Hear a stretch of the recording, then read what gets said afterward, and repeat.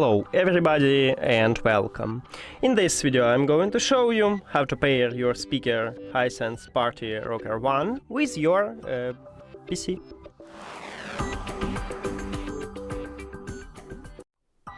You have to start by press one time at the Windows button on your keyboard. Then write Bluetooth.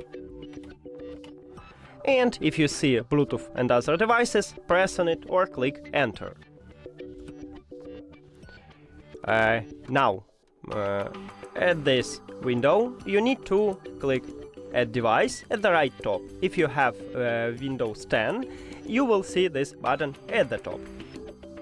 So now press on it, and in this window we need to select Bluetooth. Oh yeah, we need to, of course, turn on the Bluetooth. Just give me a second.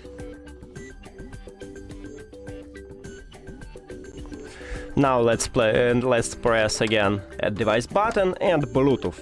Finally. So firstly we need to turn on the speaker, and at the top, right here at the right bottom, we have power button. You need to press and hold this power button.